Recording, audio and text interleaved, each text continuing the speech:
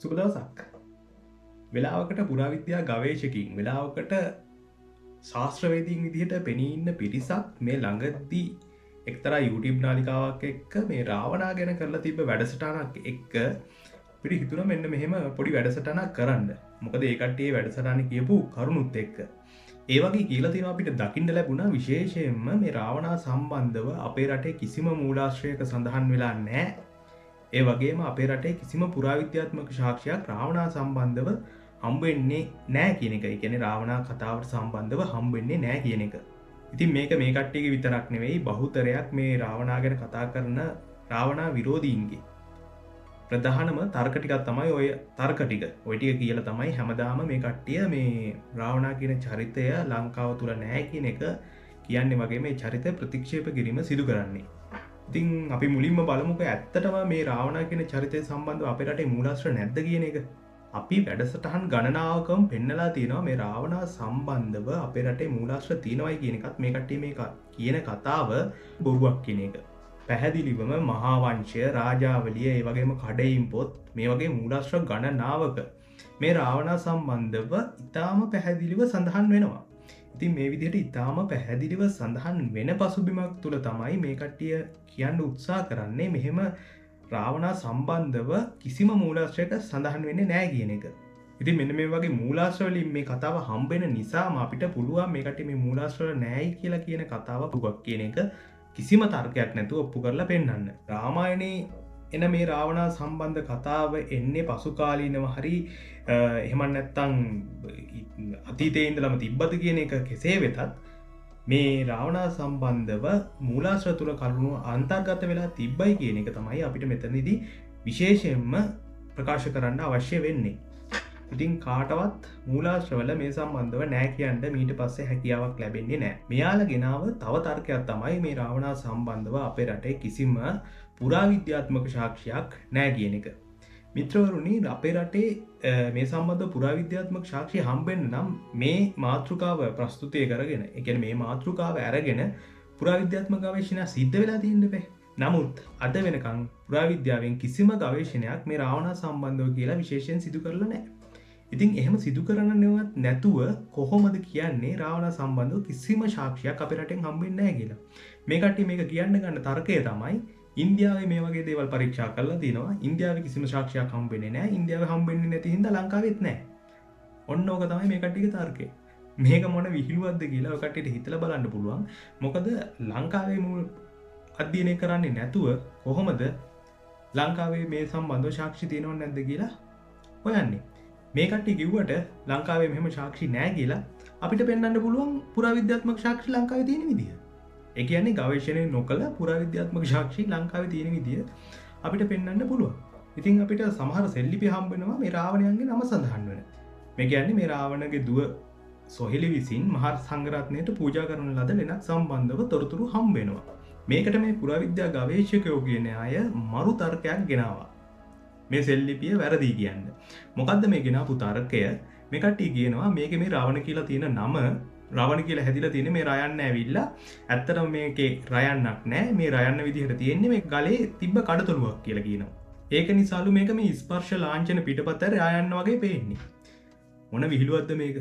මට හිතා ගන්න අමාරුයි මේ කට්ටිය මේ බලා හිටියා වගේ මෙහෙම බොරු කියන්නේ කොහොමද කියන එක සම්බන්ධව. හරි, මේ කට්ටිය කියන්නේ ඇත්තන්නම් අපි මේ කට්ටියට කියනවා ඒක ඔප්පු කරලා පෙන්නන්න.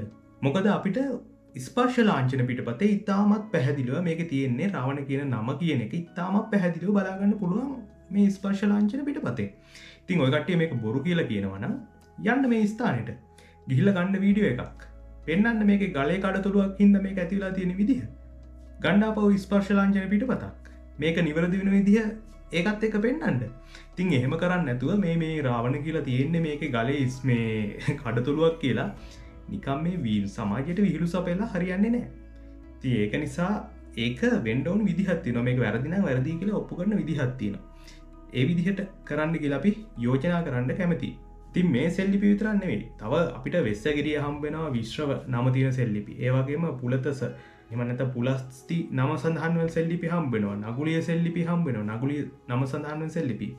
නගුලිය කියලා කියන්නේ සාමාන්‍යයෙන් කවුරුත් දන්නවා සීතට කියපු නමක් තමයි නගුලිය කියලා කියන්නේ. ඉතින් ඒ නමින් මෙච්චර සමාන නමක් කොහොමද මේකේ තිබ්බේ මෙහ ලංකාවේ හම්බෙන්නේ කොහොමද මේ ගැන කවුරුත් හොයලා තිනවද ඔයලා නැහැ තින් මේ සම්බන්ධව වෙනම බලන්න ඕනි දැන් ඔය රවණ සම්බන්ධව හම්බෙන සෙල්ලිපියේ මේ කට්ටිය ඔය එක පිරිසත් තමයි ඔය ඔක කඩතුළුවකින්ද සෙල්ලිපිය වැරදි කියලා කියන්නේ ඊට අමතරව තවත් කට්ටිය මේක සෙල්ලිපිය පිළිගන්නවා මේක හරි කියන සෙල්ලිපිය හරි කියන එක පිළිගන්නවා මේකේ මේ තියෙන්නේ පරුමක කියලා මේ පරුමක කියලා කියන්නේ ගම් ප්‍රධානියෙක් රාවණා කියන්නේ ගම් ප්‍රධානියෙක්ද වගේ විවිධාකාර තර්ක ගේනවා පරුමක කියන නමේ තේරුම ඇවිල්ලා මේ ගම් ප්‍රධානියෙක් කියන එක නෙමෙයි පරුමක කියන නමේ තේරුම ඇවිල්ලා ප්‍රධානී කියන එක ඒක සෙනරත් පරණවිතාන මහත්මයා වගේම මේ සම්බන්ධව අධ්‍යයනය කරන ගොඩක් කට්ටිය දරන මතයක් ප්‍රධානී කියන්නේ යම් ජන කණ්ඩායමක ජන කොට්ටාශයක නායකයා මේ පරුමකයෙන් අතරින් තමයි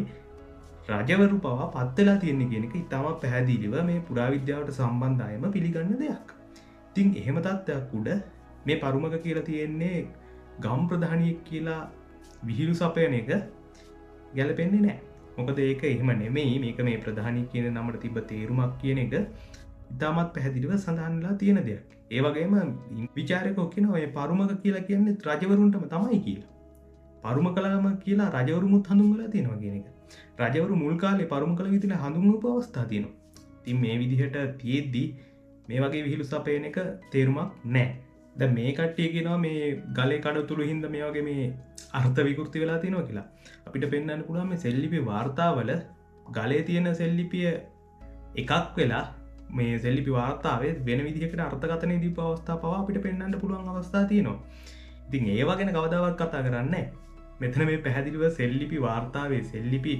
ස්පර්ශ ලාංඡන පිටපතේම පැහැදිලිව දකින්න හම්බෙන එක ඉතාමතා විකෘති කිරීමට උත්සාහ කිරීමක් අපිට නිරීක්ෂණය වෙනවා ඉතින් ඒක ගැනත් පොඩක් කල්පනා කරලා බලන්න ඕනි ඉතින් මෙන්න මේ විදිහට බැලුවොත් අපිට මේ පුරාවිද්‍යාත්මක සාධකයි ඒ වගේම ලිඛිත මූලාශ්‍රවල තියෙන සාධකයි දෙකම හම්බෙනවා මේ රාවණා කියන නම සම්බන්ධව මේ කතාවේ ඉන්න චරිත සම්බන්ධව ඉතාමත් සමානව සමීපව යන නම් ටික අපිට මූලාශ්‍රවලිමුත් හම්බෙලා තිනවා පුරාවිද්‍යාත්මක සාධක වලිමුත් හම්බෙලා තිනවා ඉතින් මේක ගැන හොයන්න නැතුව කාටවත් කියන්න බෑ මේක මෙහෙම නෙවෙයි කියලා මේ හම්බෙන්නේ නෑ කියලා එක එල්ලේ කියන්න කිසිම හැකියාවක් නෑ මේක මෙහෙ හම්බෙන තත්ත්වයක් උඩ මේක ගවේෂණය කරන්නේ නැතුව දැන් ඔය අපි කතා කරේ පරණ මූලාශ්‍ර ගැනනේ පරණ මූලාශ්‍රවල විතරක් නෙමෙයි ඊට පස්සේ කාලෙක ඒ කියන්නේ ක්‍රිස්තු වර්ෂ පළවෙනි සියවසෙන් පස්සේ හම්බෙන සෙල්ලිපිවල පවා ඊටාම පැහැදිලිව මේ සම්බන්ධව තොරතුරු සමහර තැන්වල අන්තර්ගත වෙනවා උදාහරණයක් විදිහට නිශ්ශංක මල්ලක සෙල්ලිපිවල එහෙම පොළොන්නරු හඳුන්වලා තියෙන්නේ පුලස්තිපුර කියන එක පුලස්තිපුරය කියලා ඒ කියන්නේ පුලස්ති කියන ශිවරයා හින්දානේ පුලස්තිපුර කියන නම හැදෙන්නේ මේක පොළොන්නරු කාලයෙන් පස්සේ ඉතා පැහැදිලිව යොදාගෙන තියෙනවා ඒකට අභිලේඛන පවා හම්බ වෙනවා හැබැයි ඉන්දියාවක මේ වගේ තොරතුරු හම්බ වෙනවද ඒ කියන්නේ රාමායනය සම්බන්ධ ස්ථාන සම්බන්ධව රාමායනය සම්බන්ධ චරිත සම්බන්ධව ඉන්දියාවේ මෙහෙම හම්බ වෙනවද කියන ප්‍රශ්නේ වෙනම අපි හොයලා බලන්න ඕනි තව උදාහරණයක් විදිහට ගත්තොත් එහෙම අපි ඔය පරාක්‍රම බහුව ප්‍රතිමාව කියලා හඳුන්වන ප්‍රතිමාව පුලස්ත්‍ර ඍෂිතුමාගේ ප්‍රතිමාවක් විය හැකි කියන එක අපි නෙවෙයි කියන්නේ පුරාවිද්‍යාවෙන් එතන දාලා තියෙන නාමපූර්වයම සඳහන් වෙලා තියෙන දෙයක්. ඒක ඉතා පැහැදිලිව සඳහන් වෙනවා මේක පුලස්ත්‍ර ඍෂිතුමාගේ ප්‍රතිමාවක් විය හැකි කියන එක. ඒ වගේම මේ පස්සේ කාලේ ඔය ඔක ගැන ගවේෂණය කරපු සමහර පිරිස් කියන දෙයක් තමයි මේ ප්‍රතිමාවේ හිසේ පිටුපස පුලතශ කියලා සෙල්ලිපිය පවා කොටලා තියෙනවා කියන එක මේ සම්බන්ධව හොයන්න ඕනි. ඉතින් මේක හොයන්නේ නැතුව කවදාවත් කියන්න බෑ මේක මෙහෙම නෙවෙයි කියලා. මේ වෙනකම් මේ සම්බන්ධව කිසිම ගවේෂණයක් පුරාවිද්‍යාව පැත්තෙන් සිදු වෙලා නැහැ. ඉතින් එහෙම සිදු වෙලා නැති දෙයක් ගැන කල්තියා කියන එක කොච්චර යුක්තිසහගතද කියලා ඔය කට්ටියට හිතලා බලන්න පුළුවන්. ඉතින් මේ කිසිම සාධකයක් පිළිගන්නේ නැතුව මේ කිසිම දෙයක් ගැන හොයලා බලන්නේ නැතුව මේ සියලුම දේවල් මේ ඉන්දියාවට පක්ෂග්‍රාහීව ඉන්දියාව පැත්තට තල්ලු කරලා දාන්න උත්සාහ කරනවා අපිට මේ වැඩසටහන තුලින් දකින්න හම්බුණා. වෙන එකක් තමයි අපේ ලංකාව හඳුන්වපු මේ ලංකාපුර කියන එක. ලංකාපුර කියන එක පවා අන්තිමට මේ වැඩසටහන මේ කරන කට්ටිය මේ වැඩසටහන ඔස්සේ මේ කට්ටිය මේ ඉන්දියාවටම තල්ලු කරලා දාන්න හැදුවා. ඒ කියන්නේ ලංකාපුර කිව්වෙත් අපේ ලංකාවට මේ අපේ රටට නෙමෙයි ඉන්දියාවට කියලා කියන්න උත්සාහ කරලා තිනවා අපිට දකින්න හම්බුණා. අන්තිමට ඒ කට්ටිය කරේ එහෙම වැඩක්. ඉතින් අපි අහන්න කැමති ඒ කියන්නේ ඉතිහාසය ගවේෂණය කරන පිරිස් වලින් ලංකාපුර කිව්වේ අපේ රට නෙමෙයිද? ප්‍රසිද්ධිය කට්ටිය කියන්නේ ලංකාපුර කිව්වේ අපේ රට නෙවෙයි කියලා. මෙහෙම ඉන්දියාවෙත් මෙහෙම ලංකා කියලා තැනක් තිබිලා තියෙනවා. ඉන්දියාවෙත් මෙහෙම ලංකාපුරයක් තිබිලා තියෙනවා කියලා මේ වහෙන් හොරුව කියන්නේ නැතුව කෙලින්ම ප්‍රසිද්ධිය ප්‍රකාශ කරන්නකෝ ලංකාපුරේ කිව්වේ අපේ රට නෙවෙයි ඉන්දියාවට කියලා. ඉන්දියාවේ තියෙන තැනකට කියලා. ඒක කරන්න නැතුව ඒකත් මේ වහෙන් හොරුව මේ ඉන්දියාවට දාන්න හදන එක ඇත්තටම ලොකු ගැටලුවක් අපිට. මේ රාවණා කතාවේ ගත්තම ඇත්තටම පැති කිහිපයක් අපිට බලන්න තියෙනවා. එකක් මේ කතාවට පසුබිම් වෙන යම්කිසි කතාවක් තිබිලා තියෙනවා. මේ කතාව ඔස්සේ වාල්මීකි මේක ෆැන්ටසියක් විදිහට රසවත් විදිහට ලියලා තියෙනවා කියලා අපිට හිතන්න පුළුවන්. ඒක අපිට පැහැදිලිවම මේකේ දකින්න පුළුවන් මේ කතාව අධ්‍යයනය කරනකොට. මේක තවත් සනාථ කරගන්න පුළුවන් මේ කතාවට සම්බන්ධ කිසිම දෙයක් අපිට ඉන්දියාවෙන් හමු නොවීමත් මේකට සම්බන්ධ චරිත වගේ දේවල් වල සෙල්ලිපි සාධක අපේ රටින් හමුවීමත් එක්ක ඉන්දියාවේ ඒ සම්බන්ධ කිසිම සාක්ෂයක් හමුවුන් නැති පලියට ඒ තැන් ඒ ස්ථාන ඊට පස්සේ ඒ දේවල් ඉන්දියාවේ හම්බුන් නැති පලියට එහෙම දේවල් උනේ නෑ කියලා අපිට කීටවත් කියන්න බෑ. උදාහරණයක් විදිහට රාම සම්බන්ධව ගත්තොත් එහෙම රාමගේ අයෝධ්‍යාව සම්බන්ධව අපි හොයලා බැලුවොත් එහෙම ඉන්දියාව අයෝධ්‍යාව කියලා කියන ප්‍රදේශය කොච්චර ගැනීම මරවමම කරලා තිබ්බත් මේ සම්බන්ධව කිසිම සාක්ෂියක් මේ කට්ටියට හම්බ වෙන්නේ නැහැ. ඒක නිසා තමයි කියන්නේ මේ සම්බන්ධව කිසිම සාක්ෂියක් ඉන්දියාවේ හම්බ වෙන්නේ නැහැ කියලා මේ කට්ටිය. ඉතින් වැරදි තැන ගිහිල්ලා අයෝධ්‍යාව කියලා කැණීම් කරාම කිසිම දෙයක් හම්බ වෙයිද? මේකට මේක ගැන තොරතුරු සොයා ගැනීමට අවශ්‍ය නම් කරන්න ඕනි සැබෑ අයෝධ්‍යාවේ ගිහිල්ලා අගවේෂණය කරන එකනේ. ඒක කරන්න නැතුව මේ ඉන්දියාවේ අයෝධ්‍යාව කියලා ඒ කට්ටිය කියන තැනකට ගිහිල්ලා එව්වා කියලා කිසිම දෙයක් හම්බ වෙන්නේ නැහැ. සැබෑ අයෝධ්‍යාව තිබ්බේ දඹදිවනේ. ඉතින් අපි කියනවා නම් දඹදිව මේ අපේ රටේම තිබ්බ කොටසක් කියලා. ඒ කොටසේ ගිහිල්ලා අයෝධ්‍යාව කියලා කියන ප්‍රදේශය තමයි ඒක ගිහිල්ලා හොයලා බලන්න ඕනේ. ඒක එහෙම කරන්න නැතුව ඉන්දියාව ගිහිල්ලා හම්බුන්නේ නැහැ කියලා මේක බොරුවක් කියලා කියන්න හැකියාවක් නැහැ. මේක බොරුවක් කිව්වත් කමක් නැහැ කියමුකෝ. මේ කට්ටිය මේක බොරුවක් කියලා කියන්නේ ඉන්දියාව කොච්චර එක බොරුවක් වුණත් ඒ කට්ටිය ඒක නෙවෙයි පිළිගන්නේ. ලංකාවේ කතාවේ කොටස තමයි පිළිගන්නේ මේ බොරුවක් කියලා. ඒ කියන්නේ මේ රාවණ කතාව ඇතුලේ මේ රාමායනයේ කතාව ඇතුලේ රාම සම්බන්ධව සියලුම දේවල් ඉන්දියාවේ නැති වුණා පුරාවිද්‍යාත්මකව හොයාගෙන නැති වුණත් ඒ කට්ටිය රාම කියන චරිතය ප්‍රතික්ෂේප කරන්නේ නැහැ. ඒ කට්ටිය රාම කියන චරිතය ප්‍රතික්ෂේප කරන්නේ නැතුව ලංකාවේ රාවණා කියන චරිතය විතරක් ප්‍රතික්ෂේප කරනවා. මේක හරි පුදුම වැඩක්. ඉතින් මේ වැඩසටහන කරපු මේ පුරාවිද්‍යා ගවේෂක කියලා කියන මහත්මයා පැහැදිලිව කියනවා මේ එයා රාවණා පිළිගන්නේ නැත්තේ රාවණා සම්බන්ධව කිසිම පුරාවිද්‍යාත්මක සාක්ෂියක් නැති නිසා කියලා. ඉතින් අපි දැන් පෙන්නුවා පුරාවිද්‍යාත්මක සාක්ෂි කොහොමද හම්බෙන්නේ කියලා. මේකට මෙයා මේක නෑ කියන විදිහත් අපි කොහොමද කියලා විස්තර කරා. මේක නෑ කියන්නේ මේ කඩතුළු හින්දා මේ විච්ච අකුරක් මේ වෙලා තියෙන්නේ හින්දා එතන රාවණා කියලා නෑ කියලා මේ කට්ටිය කියන විදිහත් අපි පෙන්නුවා. අපි මේ කට්ටියකින් අහන්න කැමතියි. දැන් ওই කට්ටිය ඉන්දියාවේ රාම කියලා ඉන්නවා කියලා රාම හිටියා කියලා ඉන්දියාවේ ඔය කට්ටිය පිළිගන්නේ පුරාවිද්‍යාත්මක සාක්ෂි තිබිලාද? මොකද ඔය කට්ටිය කවදාවත් මේ රාවණාව ප්‍රතික්ෂේප කරා කියලා රාම ප්‍රතික්ෂේප කරන්නේ නැහනේ. ඔය කට්ටිය එතනින් ලිස්සලා යනවා ලස්සනට. ඒක ගැන කතා කරන්නේ නැහැ. ඒක ගැන කතා කරන්නේ නැහැ. එතනින් ලිස්සලා යනවා. රාවණා ගැන කතාවට ආපු ගමන්ම රාවණා ප්‍රතික්ෂේප කරනවා කිසිම පුරාවිද්‍යාත්මක සාක්ෂියක් නැහැ කියලා. ඔය කට්ටිය රාම පිළිගන්නේ පුරාවිද්‍යාත්මක සාක්ෂි තිබිලාද? කිසිම සාක්ෂියක් නැහැ. දැන් මෙතන මේ රාවණා කතාව පුරාවිද්‍යාත්මක සාක්ෂි නැහැ කියලා මේ කට්ටිය ප්‍රතික්ෂේප කරනවානේ. දැන් එතකොට බුදුන් වහන්සේගේ ලංකා ගමනයත් ඔය කට්ටිය පුරාවිද්‍යාත්මක සාක්ෂි නෑ කියලා ප්‍රතික්ෂේප කරනවා. මොකද ලංකාවේ සමහර මහාචාර්යවරු පවා ඉන්නවා මේ බුදුන් වහන්සේගේ ලංකා ගමනේට පුරාවිද්‍යාත්මක සාක්ෂි නෑ කියලා ප්‍රතික්ෂේප කරන පිරිසක්. ඉතින් අපි දැනගන්න කැමතියි ඔය කට්ටියත් ඒ වගේ මේක ප්‍රතික්ෂේප කරන සෙට් එකටම වැටෙනවද කියන එක. මොකද මේ රාවණා ප්‍රතික්ෂේප කරන්නේ පුරාවිද්‍යාත්මක සාක්ෂි නෑ කියලා නම් ඔය කට්ටියට සිද්ධ වෙනවා බුදුන් වහන්සේගේ ලංකා ගමනයත් පුරාවිද්‍යාත්මක සාක්ෂි නෑ කියලා ප්‍රතික්ෂේප කරන්න. ඒ කොට්ට ඔය කට්ටියත් වැටෙනවද කියලා අපි දැනගන්න කැමතියි. මේ කට්ටිය මේ කතාවම තව එක තැනක කියනවා රාම සේතුව ගැන කතා කරනවා. මේ රාම සේතුව කියලා කියන්නේ මේ කට්ටිය කියන්න උත්සාහ කරේ මේක ස්වභාවිකව ඇතිවිච්ච දෙයක් මේක සම්බන්ධව පරීක්ෂණ කළා තියෙනවා මේක ස්වභාවික ඇතිවිච්ච නිර්මාණයක් කියලා. සම්පූර්ණ බොරුවක්. මේ සම්බන්ධව ඔය කට්ටියට අදටත් ගිහිල්ලා ඉන්ටර්නෙට් එකේ බලන්න පුළුවන් විවිධ පරීක්ෂකෝ මේක සම්බන්ධව පරීක්ෂා කරලා තියෙනවා. මේ සම්බන්ධව පරීක්ෂණ පවත්වන පරීක්ෂණ කණ්ඩායමක් හොයාගන්නවා මේ අද තියෙන ওই වැලි තට්ටුව පස්සේ කාලේ ඇතිවෙච්ච එකක් තමයි. ඒක ස්වභාවිකව ඇතිවෙච්ච එකක්.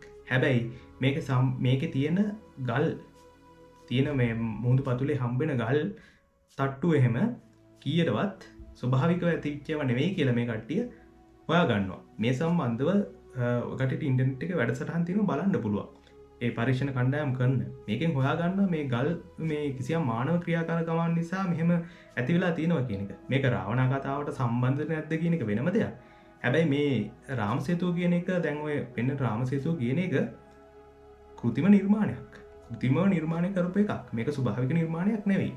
යම් කිසි මානව මැදිහත් වීමකින් කරපු නිර්මාණයක් කියන එක හොයාගන්න. මේක අවුරුදු 7000කට කලින් වෙච්ච සිදුවීමක් කියලත් කියනවා. සාමාන්‍යයෙන් දැන් අපේ පුරාවිද්‍යාවේ කට්ටිය පිළිගන්න මතයක් තමයි ලංකාව ඉන්දියාවෙන් වෙන් වුණේ අවුරුදු 7000කට විතර කලින් කියලා. මේ ඒ වෙන් වෙච්ච කාලේ ඉදි කරපු දෙයක් කියන එක මේ කට්ටිය හොයාගෙන තියෙන්නේ. ඉතින් ඔකට හිතලා බලන්න පුළුවන් මේ කට්ටිය මේ අනික් කට්ටිය හොයපු දේවල් ගැනවත් හොයන්නේ නැතුවද මේ වගේ තොරතුරු ඉදිරිපත් කරන්න කියන එක. ඒ වගේම මේ කට්ටිය මේ වැඩසටහනේ තව කතා කරන දෙයක් අපි දැක්කා. ඒ රාවණාගේ දඬු මොණරේ සම්බන්ධ කතාව. මේක හරි ප්‍රසිද්ධ කතාවක්. මේ දඬු මොණරේ සම්බන්ධව තියෙන මාතෘකාව. දඬු මොණරේ ගැන කතා කරනකොටත් මේ කට්ටිය කියන ප්‍රධානම තර්කයක් තමයි දඬු මොණරේ තිබ්බනම් කෝ සාක්ෂි කියලා.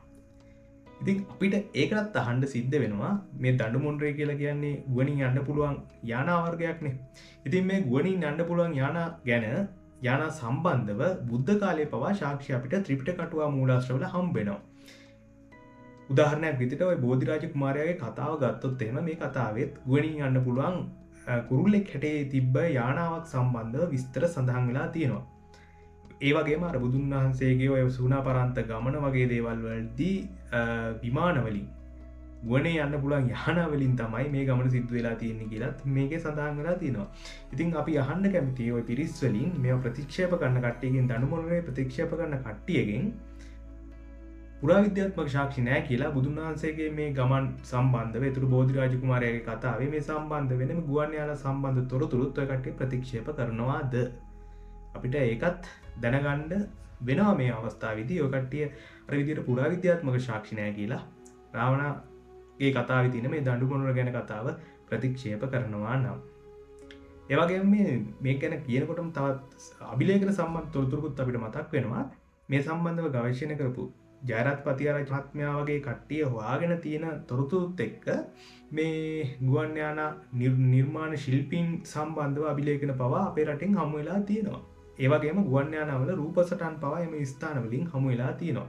මේ ජයරත් පතිආරච්චි මහත්මයා ගැන කතා කරන කොට තව දෙයක් මට මතක් වුණා. ජයරත් පතිආරච්චි මහත්මයා ගැන සඳහන් කරලා මේ කට්ටිය කියනවා කිසිම පුද්ගලයෙක්ට සෙල්ලිපි කියවීමේ හැකියාවක් තිබ්බා කියලා සෙල්ලිපියක් කියවන්නවත් සෙල්ලිපිය සම්බන්ධව අදහසක් ප්‍රකාශ කරන්නවත් අයිතියක් නැහැ කියලා. ඉතින් අපි දැනගන්න කැමති මේ වගේ අයිතියක් නැහැ කියලා කොතනද කොහොමද සඳහන් වෙන්නේ කියන එක සම්බන්ධව. මොකද අපේ ප්‍රධාන මහාචාර්යවරයෙක් ඔවුන්ගේ එක වැඩසටහනක ප්‍රකාශ කරනවා මේ වගේ දේවල් මේවා ප්‍රකාශ කරන්න මේවා කියවන්න කිසිම තහනමක් නැහැ කියන එක. ඉතින් එක මහාචාර්යවරයෙක් මෙහෙම පවසද්දී මේ පුරාවිද්‍යා ගවේෂකයෝ කියන පිරිස් මෙවැනි ආකාරයක මේවා සම්බන්ධව කියවන්න බෑ, මේවා ගැන අදහසක් ප්‍රකාශ කරන්න බෑ කියලා කියනවා නම් අපි දැනගන්න කැමති ඒ කුමන ස්ථානයකද මොන නීතියේ යටතේද ඒ වගේ දේවල් එහෙම කරන්න බෑ කියලා තියෙන්නේ. කියන්නේ අදහසක් ප්‍රකාශ කරන්න බෑ කියලා තියෙන්නේ මොන නීතියක් යටතේද කියන එක අපි දැනගන්න කැමතියි. මොකද මේක රටේ බහුතරයක් දෙනා දැනගන්න කැමැත්තෙන් ඉන්න දෙයක් කියලා අපිට පේනවා මේ සිදුවෙන සිදුවීම් එක්ක. මොකද මේ සමහර දේවල් තියෙනවා මේ කට්ටිය හදාගත්ත නීති, කියන්නේ ඔළුවෙන් හදාගත්ත නීති වගේක් තියෙනවා. ඉතින් ඇත්තටම තියෙන නීතිය මොකක්ද මේ සම්බන්ධව කියන එක අපි දැනගන්න කැමතියි. කොහොම හරි ඉතින් අවසාන වශයෙන් අපිට කියන්න තියෙන්නේ මේ රාමායනයේ තියෙන කතාව ෆැන්ටසියක් වුණා කියලා. ඇතුලේ ඉන්නේ මේ චරිත ටික ෆැන්ටසියක් කියලා අපිට එකපාරම කොහොමඩවත් කියන්න හැකියාවක් නැහැ විධිමත් ගවේෂණයක් කරන්නේ නැතුව. ඒක මේ ඉන්දියාවෙන් හම්බුනේ නැහැ කියලා, මේ ලංකාවෙත් නැහැ කියලා පූර්ව නිගමන කරන්න බෑ මේ හොයන්න නැතුව. මේ හොයලා බැලුවොත් මේ තියෙනවද නැද්ද කියලා බලලා තමයි එහෙම තීරණයක් කරනවා නම් තීරණය කරන්න ඕනි. ඒකට මේ සෙල්ලිපි සාක්ෂි මේ දේවල් ඔක්කොම අරගෙන මේ කියන ප්‍රදේශවල ගිහිල්ලා ඒ ගවේෂණ කටයුතු සිදු කරලා මේ දේවල් කරන්න ඕනි. සමහර අපේ පුරාවිද්‍යාඥයෝ ඒ සම්බන්ධව ක්‍රියාමාර්ග ගනිමින් ඉන්නකොට පුදුම විදිහට ඒ කට්ටියට විරුද්ධව මේ ඉන්දියානු මතධාරීන් පහර පිට පහර එල්ල කරන්න පටන් ගත්තා. ඒ වැඩ නවත්තන්න. ඉතින් මේක ගැන මීට වැඩිය මධ්‍යස්ථ තැනක ඉඳලා ගවේෂණ කටයුතු පටන් ගන්න ඕනි කියන එක තමයි අපේ අදහස වෙන්නේ. මේක හරි රසවත් කතාවක් මේක හොයාගෙන යනකොට අපි යෝජනා කරනවා මේ සම්බන්ධව විදිමත්ත ගවේශණ කරලා බලන්න. මේක නෑ කියන එක ලේසි. නෑ කිව්වට ඒක නෑ කියන්න ඕනි විදිහක් තියෙනවා. ඒක නෑ කියන්න ඕනි පුරාවිද්‍යාත්මකව ගවේෂණය කරලා මිසක් පුරාවිද්‍යාත්මක සාක්ෂි නෑ කියන එක එකපාර කියන්න බෑ හොයන්න නැතුව. ඉතින් මේ සම්බන්ධව ඔය කට්ටියත් හොයලා බලන්න කියලා යෝජනා කරමින් එහෙනම් අදට අපි අපේ වැඩසටහනේ සමුගන්නවා. සුබ දවසක්.